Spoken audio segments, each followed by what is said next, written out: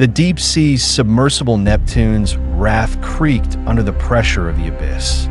Far below the surface, where sunlight could no longer reach, a team of 5 divers prepared for what they believed would be the discovery of a lifetime.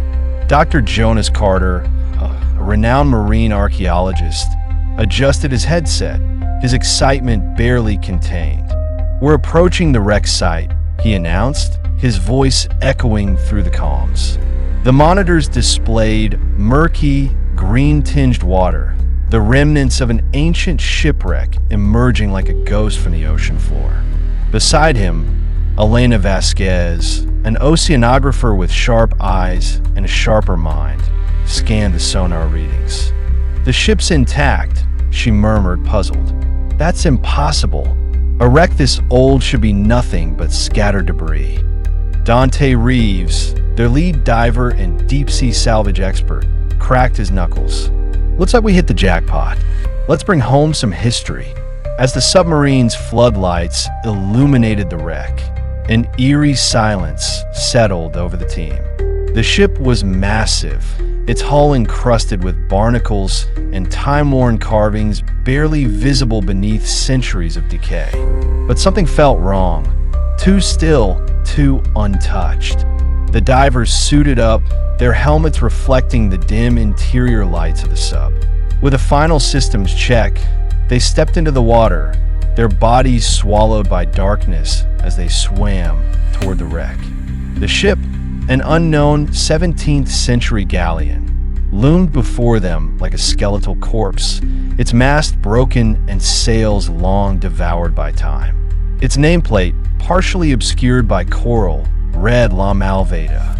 Jonas frowned. "That means the Cursed One in Spanish." The team entered cautiously. Inside, they found gold coins, silver goblets, and chests of gleaming jewels untouched by scavengers. It should have been a moment of triumph, but an unsettling feeling clung to the divers like the pressure of the deep. Then the whispers began. Elena turned sharply, her breathing erratic. "Did you hear that?" Dante chuckled nervously. "You're just freaking yourself out." But Jonas had heard it too. A faint voice, like a sigh carried through water. A warning or an invitation? The team pressed forward, navigating the rotting corridors of the wreck.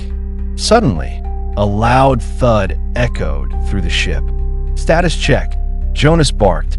Liam O'Connor, the youngest diver, had disappeared. Frantic, they scoured the wreck. Elena's flashlight caught something, a diving glove drifting through the water, fingers curled as if reaching for help. A crimson cloud bloomed around it. Then, a shadow slithered past the beam. Dante cursed. "We need to get out. Now." Jonas hesitated. A part of him wanted to press on, to discover what lay at the heart of this ship. But when Elena clutched his arm, eyes wide with unspoken fear, he made the call. They had to surface. As they swam back toward the submersible, the whispers returned, louder now, urgent. The ship did not want them to leave. The water grew colder. The lights flickered. Then something grabbed Dante. A black tendril wrapped around his leg, dragging him back toward the abyss. He struggled, slicing at it with his diving knife, but the force was too strong. Elena screamed through the comms. "Help him!" Jonas lunged forward, grasping Dante's hand just as he was pulled into the gaping maw of the abyss. His visor shattered under the pressure, and in one final, horrible moment, his face twisted in terror before he was gone. The whispers became deafening. They were never meant to leave. Jonas and Elena barely made it back to the sub. Gasping for breath, they sealed the hatch and collapsed, shaken and grieving. Liam was gone. Dante was gone. Jonas forced himself to think. We need to review the footage. Find out what we're dealing with. As they replayed the dive cam footage, their blood ran cold. The shadows inside the wreck weren't tricks of the light. They were figures, watching, waiting, and then a face appeared. Hollow-eyed, mouth open in a silent scream. Elena choked on a sob. "It's the crew." Jonas nodded grimly. "They're still here. They hadn't just found a wreck. They had disturbed something that had been trapped for centuries." The sub's lights flickered. Jonas and Elena froze as the temperature plummeted. A wet, guttural sound gurgled through the walls. Not from the ocean, but from inside the sub.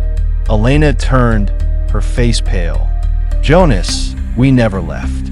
A shadow slithered from the control panel, forming into a faceless figure, its body a writhing mass of black water. The whispers turned into wails. The screen displayed their own faces, but warped, distorted, their eyes hollow like those of the cursed crew. Jonas reached for the emergency beacon, but before he could press it, the darkness swallowed them whole. The last transmission from Neptune's wrath was a garbled whisper, a warning, or an invitation.